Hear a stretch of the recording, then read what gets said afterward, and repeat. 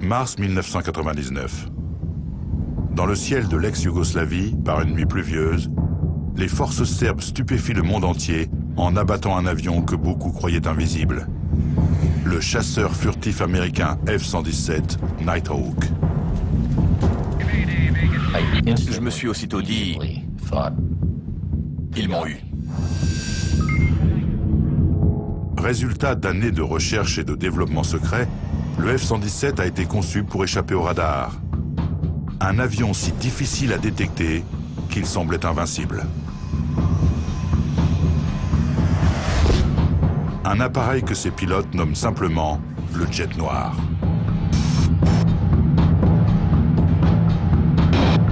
Reçu, je me suis éjecté. L'homme aux commandes du chasseur furtif Nighthawk cette nuit-là, le lieutenant-colonel Dale Zelko, dont l'indicatif est Vega 3-1, devient malgré lui une figure de l'histoire de l'aviation. Pour expliquer cet échec de la technologie furtive, il faut d'abord comprendre comment fonctionne cette technique de l'invisibilité, ce qu'elle permet ou non, quelle protection elle offre aujourd'hui et ce qu'il en sera demain.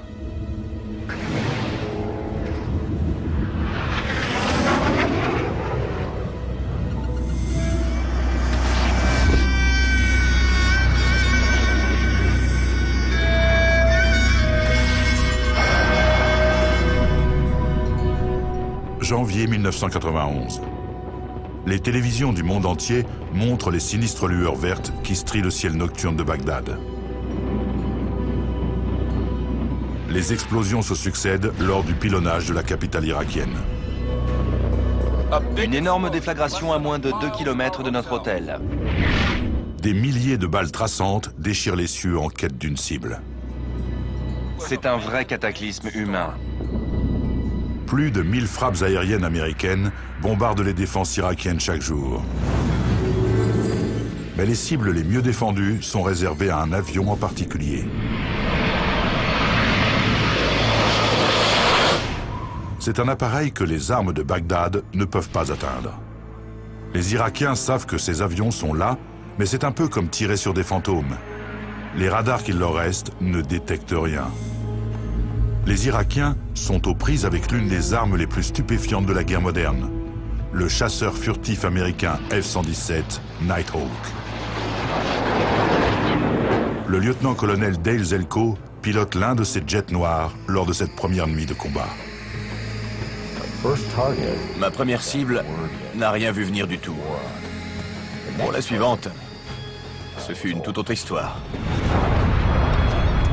Bagdad regroupe plus de 3000 lanceurs de missiles sol-air et de mitrailleuses antiaériennes qui forment le bouclier protecteur de l'une des plus grandes forteresses du monde. La furtivité tient une place importante dans la destruction de ces défenses. Loin d'être une arme restreinte, l'avion furtif est polyvalent par excellence. Il peut s'infiltrer rapidement, en silence, et sans être détecté dans les zones ennemies les plus sensibles et les mieux défendues, afin de détruire une cible spécifique. Mais un avion furtif n'opère pas seul.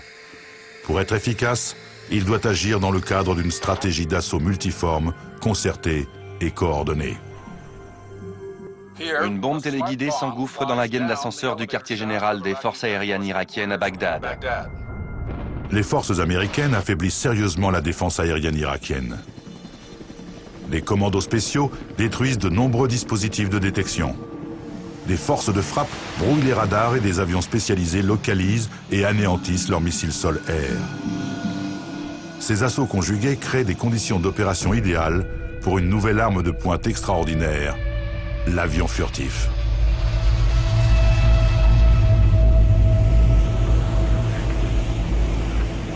Mais le ciel est zébré de tirs d'artillerie anti-aérienne. Un écran de tir de DCA aléatoire et meurtrier contre lequel la furtivité n'offre guère de protection. Quand je suis arrivé sur zone, non loin de ma cible, j'ai fixé le centre de ce tir fourni de DCA que je devais traverser. J'étais comme un gamin qui court sous un jet d'eau en tentant d'éviter les gouttes. Les missions au-dessus de Bagdad sont de véritables baptêmes du feu pour les avions furtifs et leurs pilotes.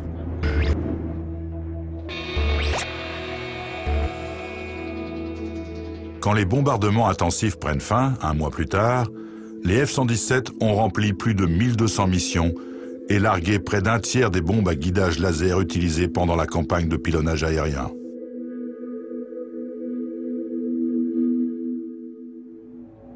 Le F-117 est le seul à pouvoir accomplir certaines missions. Ce que j'appelle chercher une aiguille dans une botte de foin pour la battre.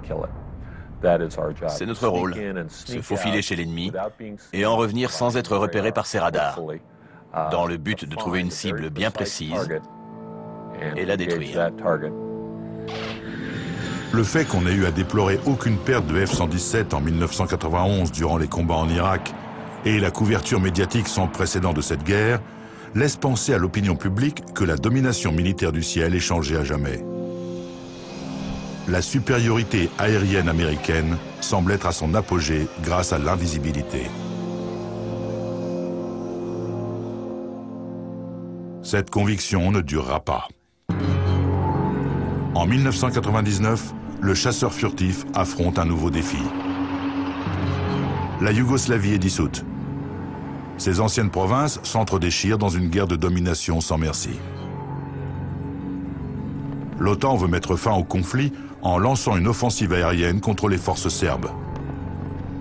Les F-117 américains sont les pièces maîtresses de son arsenal aérien. Au tout début des années 90, cet appareil pouvait se permettre de survoler la plupart des zones dangereuses de la planète et rentrer intact. La furtivité était l'arme parfaite. On pourrait toujours pénétrer chez l'ennemi et en revenir, mais c'était présomptueux. Contrairement à Bagdad, où l'appareil était intégré à une force d'assaut multiforme et coordonnée, le F-117 ne bénéficie dorénavant plus de l'élément de surprise, de l'imprévisibilité et d'un support aérien conséquent. Et les Américains ignorent que leur ennemi étudie déjà un moyen de détecter l'invisible.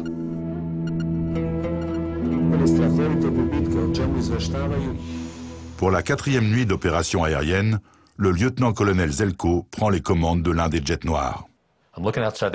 J'ai regardé à l'extérieur du cockpit et j'ai vu surgir 2 missiles des nuages que je survolais. Je me suis aussitôt dit, ils m'ont eu. Mayday, Mayday, Mayday, Vega 3-1. Mayday, Mayday, Mayday, Vega 3-1.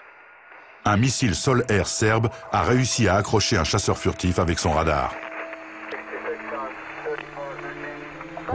J'ai regardé le premier missile qui est passé au-dessus de l'appareil, puis j'ai immédiatement tourné la tête pour repérer le second et je me suis dit, bon sang, il vient droit sur moi. Le F-117, supposé indétectable du lieutenant-colonel Zelko, est touché. Il m'a semblé que toute l'aile gauche avait explosé.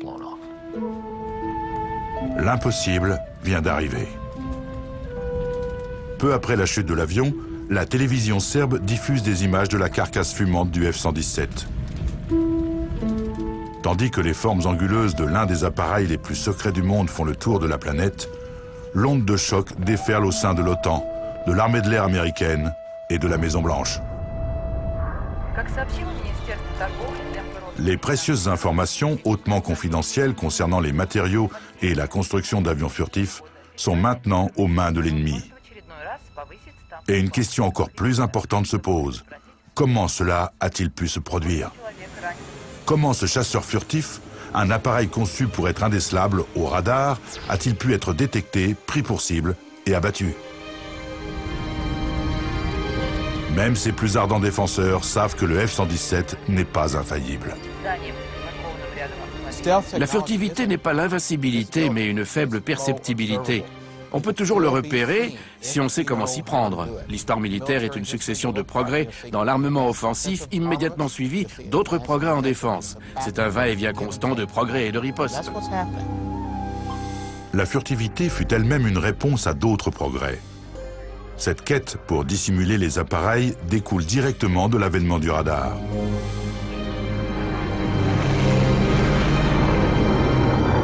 Développé pendant la Seconde Guerre mondiale, le radar devient rapidement le pire ennemi des avions.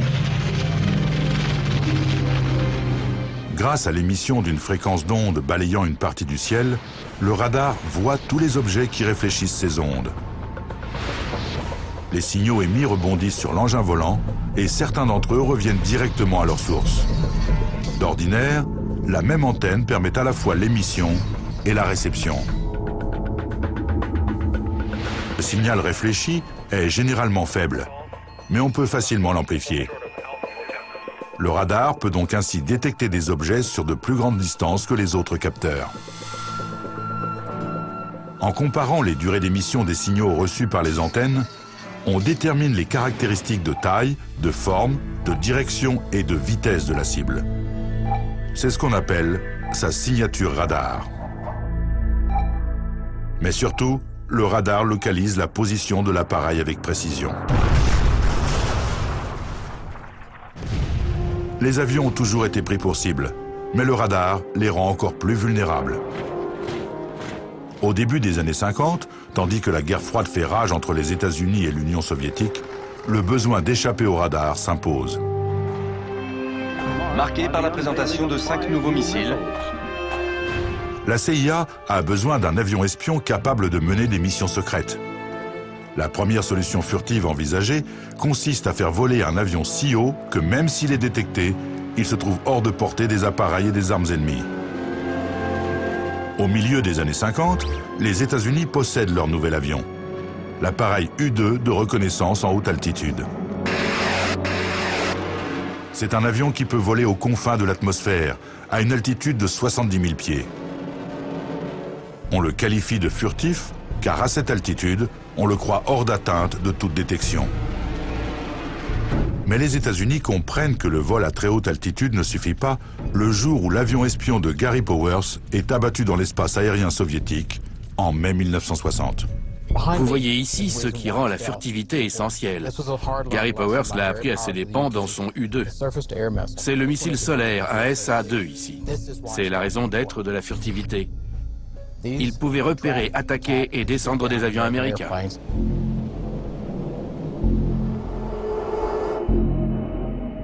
Pour contrer cette menace, on doit rendre les avions américains plus difficilement détectables par les radars. On crée donc le concept de faible détection, plus connu sous le nom de furtivité. Le successeur quasi furtif du U-2 est un autre avion espion de haute altitude, le SR-71 Blackbird, conçu spécifiquement avec une signature radar réduite et recouvert avec une peinture secrète.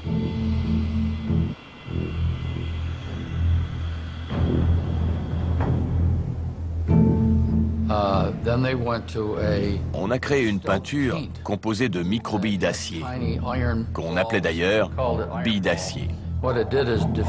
Ces billes permettaient de disperser les ondes radar et un contrôleur ne décelait que la forme d'un nuage. Il ne voyait pas un avion.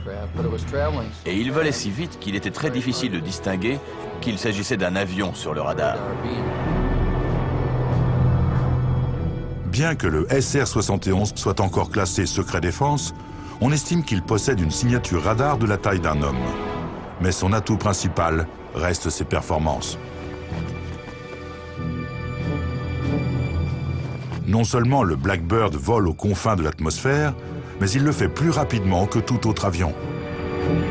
Volant à 3220 km/h, il est plus rapide qu'une balle de calibre 30.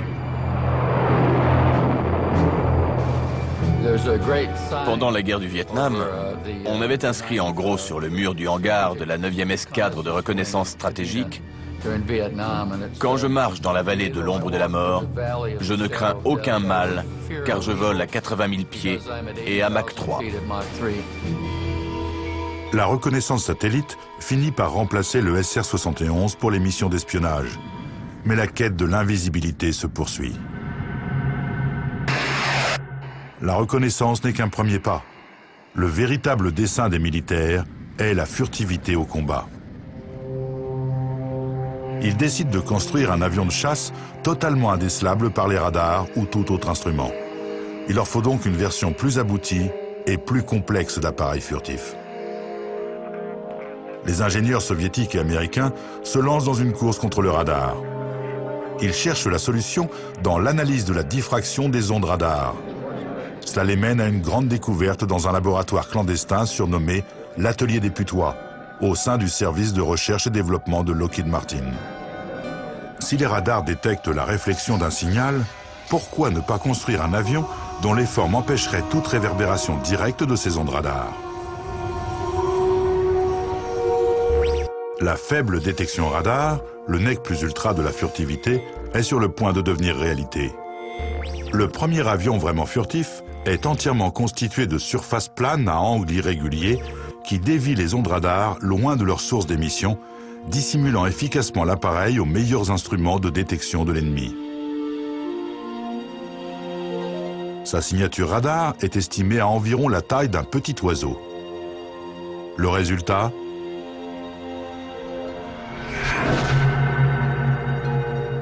Un avion à nul autre pareil. C'est très remarquable, car c'est la première fois que la furtivité d'un appareil dicte sa forme. On s'appuyait auparavant sur son aérodynamique. Il y a peu d'avions dans l'histoire qu'on peut qualifier de révolutionnaires. Des appareils qui, par leur existence, changent la nature même de l'aéronautique. Le F-117 est le premier avion dont les caractéristiques essentielles sont basées sur les techniques de furtivité et ses propriétés de faible détection.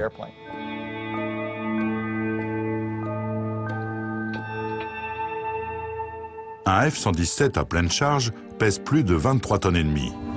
Il mesure près de 22 mètres de long, presque 4 mètres de haut et possède une envergure de plus de 13 mètres. Heureusement pour ses créateurs, la taille d'un appareil influe peu sur sa signature radar.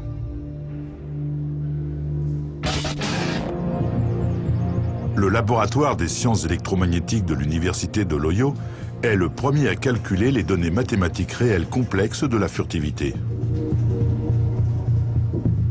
Ces mesures de réflexion d'ondes radar sur une cible donnée sont ensuite utilisées pour déterminer un simple nombre, la surface équivalente radar. Un nombre élevé est facilement détecté par le radar. Un nombre peu élevé est furtif. Comment donc réduire ce chiffre? La forme est de loin l'aspect primordial. Quand on examine n'importe quelle structure, le facteur le plus important qui contribue à sa signature radar est la réflexion sur les surfaces planes. Il faut donc toujours privilégier les angles pour que le signal rebondisse dans une autre direction et ne revienne jamais à son point de départ. Les arêtes à l'intersection de deux surfaces sont les plus propices à réfléchir le signal et sont les premiers facteurs déterminant la surface équivalente radar. Ces problèmes de réflexion impliquent d'éviter tout appendice extérieur. Il n'y a aucune arme, réservoir ou réacteur visible. Ils sont tous dissimulés dans le fuselage. Il n'y a aucune jonction rectiligne. Les panneaux s'imbriquent selon une ligne brisée. En regardant le profil de l'avion, on constate sa forme en dents de scie. C'est le signe même de sa furtivité. La moindre antenne externe est rétractable. C'est la combinaison de ce cahier des charges et de matériaux spéciaux absorbant les signaux radars qui a donné naissance au F-117. Ce chasseur semble avoir résolu tous les défis de la furtivité. Comment donc les Serbes ont-ils pu abattre un avion de plusieurs milliards de dollars censé être invisible au radar? Est-ce l'effet du hasard ou autre chose? Dans les plaines du Kosovo, le colonel Zoltan Dani et son bataillon de tir de missiles se livrent à une partie de cache-cache très périlleuse avec les avions de l'OTAN. Ils se déplacent souvent, s'abritant où ils le peuvent et circulant sous couvert de l'obscurité sans le moindre éclairage. C'est dans cet endroit secret, non identifié, que le colonel Dani et ses hommes visent et touchent le premier F-117 jamais abattu au combat.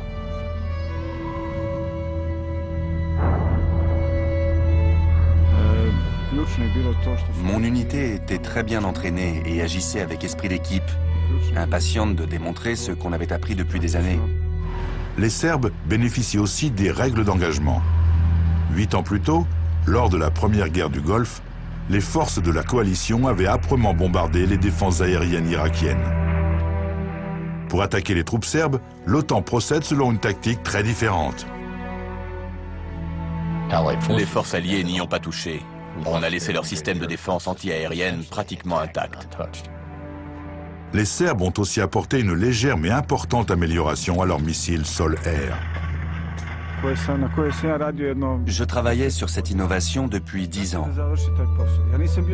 Je n'étais pas sûr à 100% de sa réussite, mais j'y croyais. Ce soir-là, une mauvaise météo provoque l'ajournement de la plupart des activités de l'OTAN. Au lieu d'avoir à scruter le ciel à la recherche de centaines de cibles, les Serbes peuvent concentrer leur attention.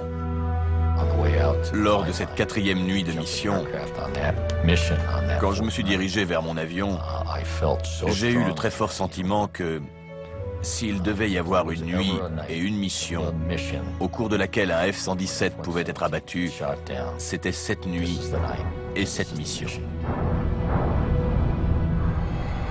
Et la situation ne fait qu'empirer. Alors qu'elle vole déjà, une escadre de F-16, dont la mission consiste à abattre les missiles sol-air serbes, reçoit un ordre d'annulation. Puis, les avions de brouillage électronique de radar EA-6 Prowler se voient refuser l'accès à la zone aérienne de leur mission. Les F-117 ne peuvent plus compter que sur leur furtivité. Aussi bonne soit-elle, elle ne suffira pas. Nous étions 8 F-117 tout seuls, sans le moindre support extérieur, contre un dispositif de défense aérienne tout à fait opérationnel. Toutes les conditions sont réunies pour un désastre. On a branché notre radar, mais l'écran n'affichait pas d'avion, rien. Puis j'ai demandé à Ljubenkovic d'allumer notre nouveau système. Et là, bien sûr, les cibles sont apparues sur l'écran. On a aussitôt su qu'il s'agissait d'avions furtifs. La première cible est hors de portée. Mais ce n'est pas le cas de l'appareil piloté par Dale Zelko. Des opérateurs ont suivi la cible manuellement et l'officier de guidage nous a informé que la cible était à portée. J'ai alors donné l'ordre de le détruire avec 2 missiles. Le deuxième missile touche sa cible. L'impact du missile a été extrêmement violent et j'ai immédiatement perdu le contrôle de l'appareil. L'avion est parti en vrille et en tonneaux en encaissant 7 G ou plus et j'étais totalement écrasé contre le haut de mes sangles.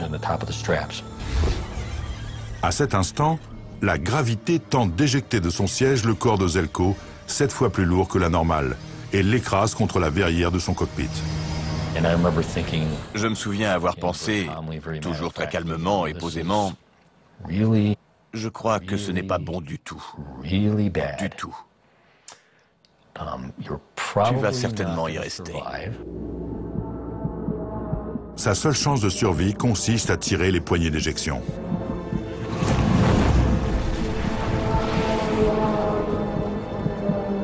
Je ne me rappelle pas avoir saisi ou tiré les poignées d'éjection.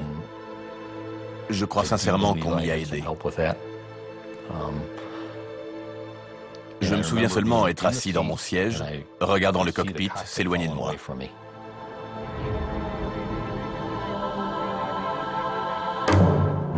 J'analysais la situation et ce qu'elle impliquait. Je me disais, ok, ils ont touché le gros lot avec l'avion, mais le pactole, ce serait d'avoir le pilote. Zelko a subitement changé de mission. C'est lui qui est soudainement devenu la cible et il doit éviter d'être capturé. Lors de sa descente en parachute, Zelko établit un contact radio pour annoncer sa dernière position connue. Quelle est votre situation? Répondez. Reçu, reçu. En éjection. Abattu. Oh merde. S'orienter sur ce terrain inconnu et transmettre un signal de localisation avec sa balise. Ça a été une sacrée chasse à l'homme et un combat de tous les instants pour me retrouver et me secourir. Après une nuit terrible passée à éviter l'ennemi, Željko est rapidement et spectaculairement arraché à la campagne serbe par des parachutistes sauveteurs américains, les PJ. Les 2 PJ sautent au sol, ils me saisissent, on grimpe tous les 3 dans l'hélico et on repart. Ça a pris 90 secondes. Moins de 45 secondes au sol, ce qui est remarquable. Ils ont été extrêmement professionnels.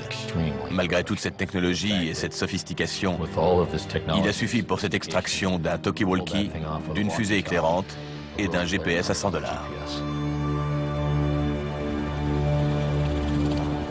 L'ingéniosité et la détermination humaine ont aidé les sauveteurs américains à réussir cette extraction très risquée. Ce sont les mêmes qualités d'intelligence et de chance qui ont conduit à la destruction du F-117. On a astucieusement modifié un système radar ancien pour le rendre plus efficace contre les avions furtifs.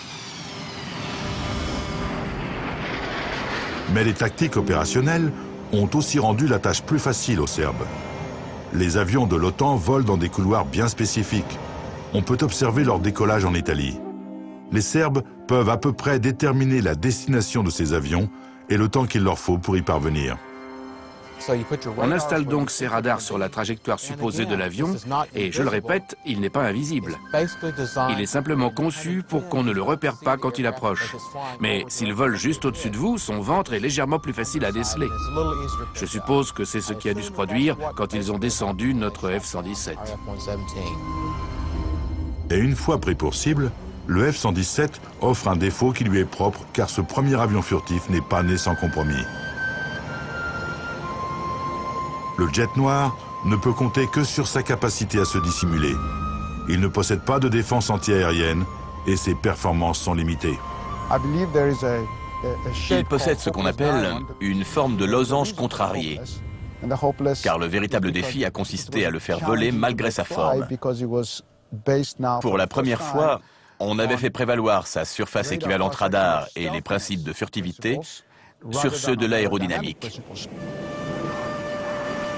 Alors qu'un avion de chasse ordinaire peut effectuer un virement à très forte gravité pour éviter l'impact d'un missile, le F-117 doit renoncer à cette possibilité au profit de la furtivité.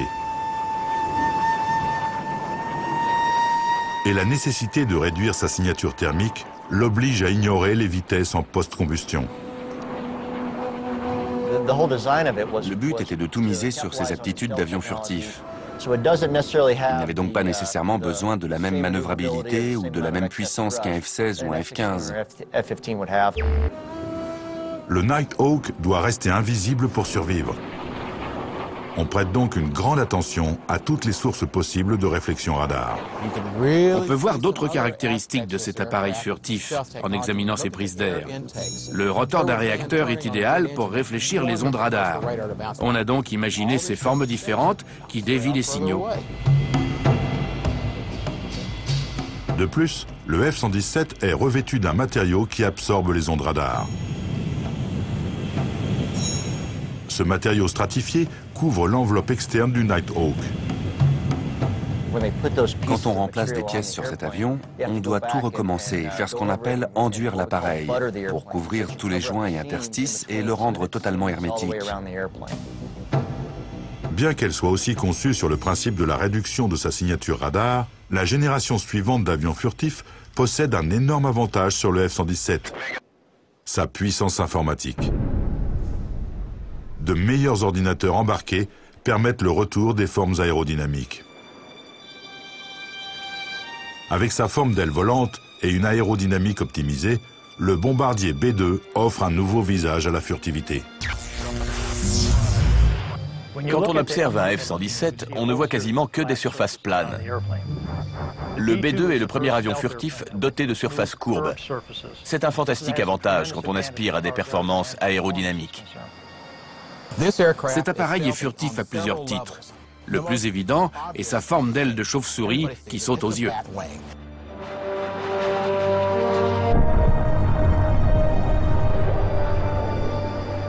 Une autre caractéristique de l'avion contribuant à sa furtivité est l'alignement de tous ses bords. Les bords d'attaque et de fuite sont tous parallèles, ce qui concentre la dispersion d'énergie dans des zones maîtrisables et planifiables. On teste le rayon d'action élargi du B-2 au cours des frappes aériennes de l'OTAN sur la Serbie. Le 24 mars 1999, au cœur même des États-Unis, 2 bombardiers furtifs B-2 décollent de la base aérienne Whiteman dans le Missouri. Leur cible se trouve de l'autre côté de la planète. Les équipages de 2 hommes vont voler pendant plus de 30 heures en effectuant au moins 4 ravitaillements en vol.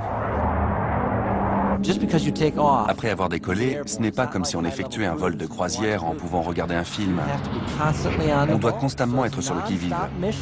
C'est donc une mission non-stop de 20 heures avant de pouvoir atteindre et de s'occuper de l'objectif. Puis il faut encore rentrer. Et je suis encore confronté aux mêmes questions. La météo est-elle bonne? Mon réservoir va-t-il me trahir? Vais-je devoir dévier ma route? Et après 36, 40 ou 44 heures de vol, il me faut poser l'avion en toute sécurité pour qu'il puisse repartir en mission. La capacité du B-2 à transporter une énorme charge partout dans le monde en fait une arme extraordinaire.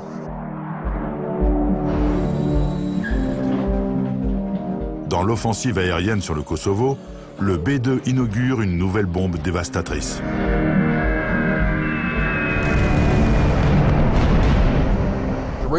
Voici ici même la raison pour laquelle l'armée de l'air envoie des bombardiers furtifs au combat. C'est un JDAM, un armement air-sol modulaire américain. La nouvelle arme est guidée vers sa cible par un système de navigation satellitaire GPS. Lors des bombardements sur le Kosovo, en un seul survol du territoire ennemi, les B-2 larguent 16 JDAM qui se dirigent individuellement sur des cibles spécifiques. Un logiciel guide les mouvements de la queue pendant sa chute. On peut ainsi la guider avec une précision de quelques mètres. En associant une arme guidée à un appareil furtif, on surprend l'ennemi car elle n'offre aucune signature radar. Elle est indétectable aux infrarouges. Et pendant un très bref instant, ils s'aperçoivent que quelque chose tombe, mais il est trop tard. La bombe s'abat depuis 40 000 pieds d'altitude et atteint sa cible. À la suite des attentats terroristes du 11 septembre 2001, on fait à nouveau appel à la capacité des B-2 à atteindre n'importe quel lieu dans le monde. 3 jours seulement après le début de la guerre américaine contre le terrorisme, 6 bombardiers B-2 décollent de la base aérienne Whiteman pour une très éprouvante mission de 44 heures qui les mène de l'autre côté de la planète. Leur vol aller-retour ininterrompu vers l'Afghanistan nécessite de nombreux ravitaillements en vol. Le voyage couvre plus de 40 230 km et représente la mission de combat la plus longue de l'histoire du combat aérien. Nous sommes capables d'intervenir n'importe où dans le monde. Le pilotage de cet avion requiert beaucoup de courage. Il est dépourvu de haute vitesse en post-combustion et de missiles de défense. Sa furtivité reste sa seule protection. On cherche à échapper à la détection. On ne veut pas être accompagné par un groupe d'appareils qui nous ferait repérer. On vole donc en solitaire, sans aide et sans crainte. Le F-117 et le B-2 sont tous deux peints en noir et ne volent que la nuit pour accroître leur capacité à éviter la détection visuelle.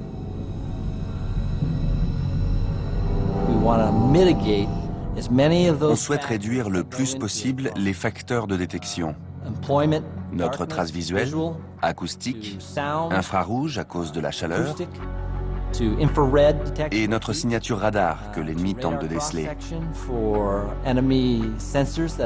On gère tous ces facteurs pour rester furtif. Le radar n'est pas le seul ennemi. Un appareil furtif doit aussi rester indétectable pour les autres types de capteurs. Lorsqu'un avion vole, il laisse un sillage d'air chaud qui peut être perçu par un instrument de détection infrarouge. Les ingénieurs aéronautiques tentent donc de réduire ce signal infrarouge sur les avions furtifs. Contrairement aux avions à réaction ordinaire, leurs réacteurs sont profondément enfouis dans le fuselage ou les ailes. Cela rend les prises d'air moins vulnérables à la détection radar et réduit la signature thermique de leur échappement. On abaisse aussi considérablement l'empreinte infrarouge d'un réacteur en scindant son flux d'échappement. Au lieu d'avoir un seul sillage de chaleur très concentré, des déflecteurs en dispersent le flux et le mélangent plus rapidement à l'air froid. Le B-2 et le F-117 sont développés en grand secret pendant les années 70 et 80 avec les techniques de l'époque. Au fil du temps, les avions furtifs connaissent des progrès, mais comme l'a démontré la destruction du F-117 par les Serbes, les techniques anti-furtivité évoluent aussi.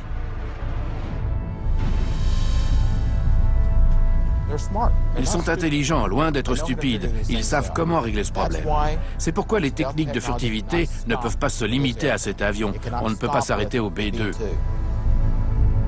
L'amélioration précise que le colonel Danny a apportée à ses missiles sol-air reste un secret bien gardé.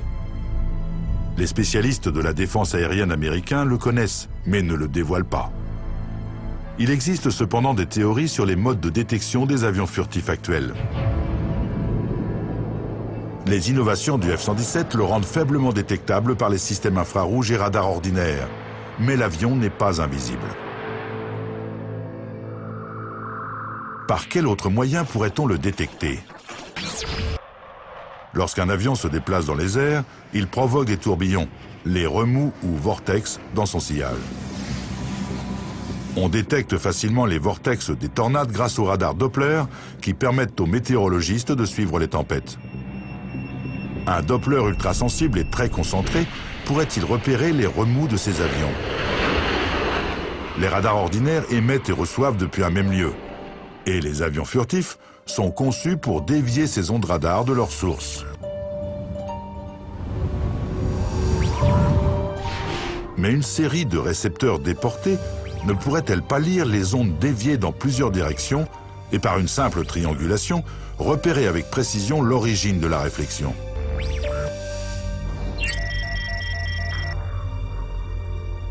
Dans le cas du F-117 de Del Zelko, on parle à l'époque sur Internet d'une nouvelle technologie secrète. Ce système utilise ingénieusement le réseau de téléphonie mobile du pays. On appelle cela une détection par interférence. C'est un peu comme si un homme invisible marchait sous une averse. La pluie qui tombe engendre un motif apparent. Si l'homme invisible le traverse, il en perturbe la structure et devient visible. Une série d'émetteurs de téléphonie mobile couvre une zone du ciel d'un réseau de micro-ondes qui, comme les gouttes de pluie, génèrent un entrelacement observable. Des récepteurs au sol, synchronisés à un GPS, pourraient repérer avec précision la position d'un avion furtif en détectant la perturbation du maillage. Une fois cette perturbation déterminée, on a la position de l'appareil et on peut tirer des missiles sol-air ordinaires sur la cible. Quel que soit le système qui a permis d'abattre le F-117 cette nuit-là en Serbie, les leçons tirées de la création du Nighthawk et du B-2 ont servi au développement de la génération suivante d'avions furtifs.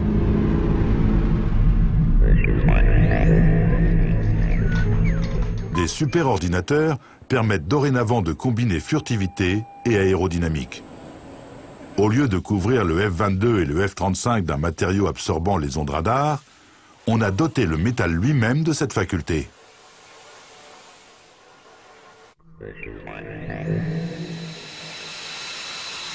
Voici le F-22 Raptor, un chasseur de 5e génération fabriqué dans un matériau absorbant les ondes radar qui associe performance de pointe et furtivité.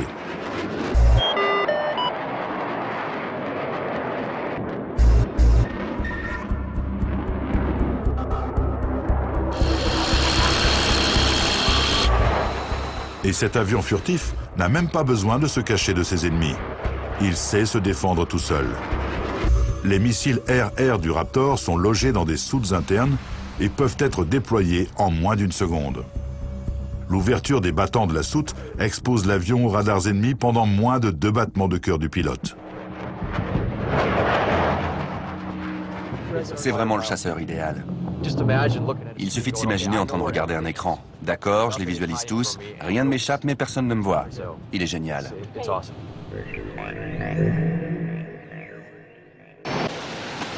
On a aussi développé un deuxième appareil furtif à plus long rayon d'action, le F-35 Lightning II.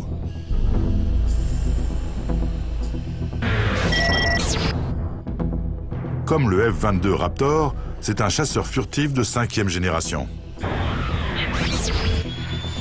Il ressemble à une version monoréacteur, légèrement plus petite et plus conventionnelle du F-22. Le F-35, un chasseur polyvalent, est fabriqué en 3 versions, adaptées aux différents besoins des militaires américains et de leurs alliés.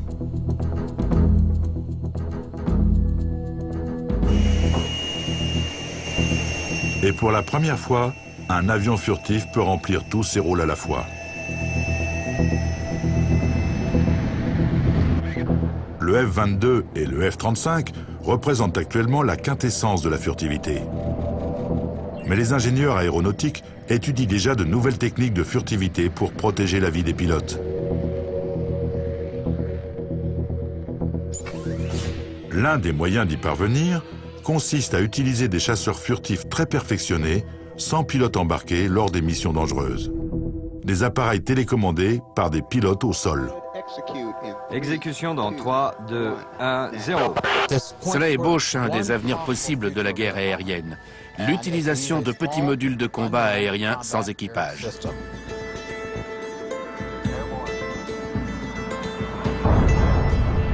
On appelle cela un drone. Cet appareil peut opérer en robot chasseur furtif solitaire ou en binôme avec un appareil avec pilote.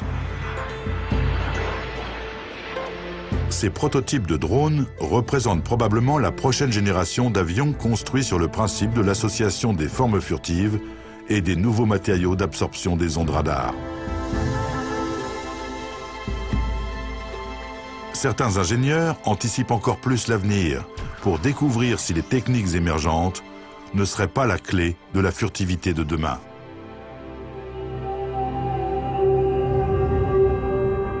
Certaines semblent tout droit sorties de la science-fiction, comme la création d'un bouclier plasma enveloppant l'appareil à l'aide d'un gaz ionisé qui réduit la surface équivalente radar de l'avion et le fait disparaître aux yeux de l'ennemi. Le plasma est un gaz qu'on excite avec de l'électricité. On peut voir ici la lueur violette émise par les atomes et les molécules du gaz contenues dans la cloche. Le plasma est le 4e état de la matière. Il résulte de l'ionisation d'un gaz. Il constitue 99% de la matière visible de l'univers. On le trouve dans notre Soleil, les étoiles qu'on observe la nuit et la flamme d'une bougie. Des chercheurs testent actuellement les applications potentielles du plasma froid et lui ont découvert des qualités d'absorption des ondes radar. Non seulement le plasma les absorbe, mais il les absorbe sur une large bande de fréquence.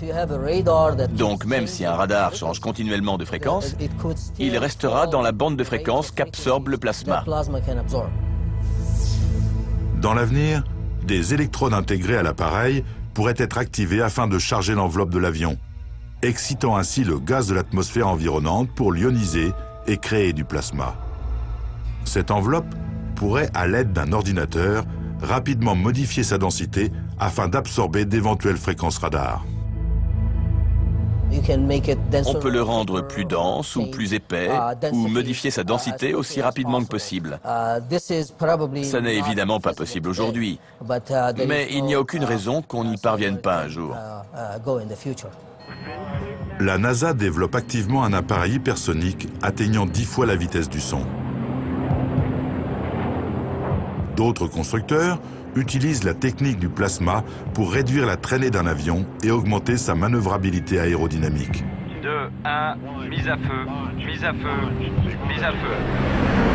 L'association du plasma, de sa furtivité inhérente et de la vitesse hypersonique, pourrait engendrer un drone capable d'atteindre une zone de combat partout dans le monde en moins de 2 heures.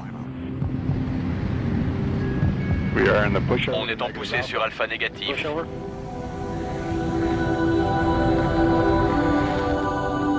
La furtivité a transformé les règles du combat aérien. Et le F-117 Nighthawk est l'avion qui a permis cette révolution.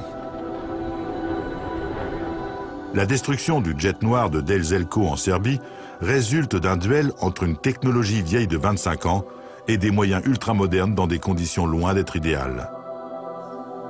Cela reste certainement la défaite la plus cuisante de la furtivité, cette technologie qui a pour but de conserver les avions dissimulés au regard de leurs ennemis. Les guerres futures pourraient bien être menées par des drones furtifs, pilotés par des hommes au sol, à l'autre bout de la planète, atteignant des vitesses encore inconcevables aujourd'hui et auréolés de plasma les rendant invisibles à tous les radars. Mission accomplie.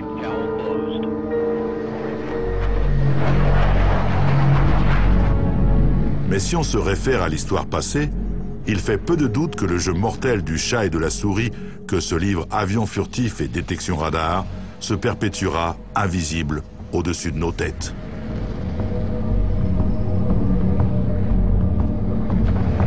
Mayday, Mayday, Mayday, Vega 3-1. Mayday, Mayday, Mayday, Vega 3-1. Vega 3-1, Magic 8-6, j'écoute. Reçu, reçu, en éjection, abattu. Oh merde.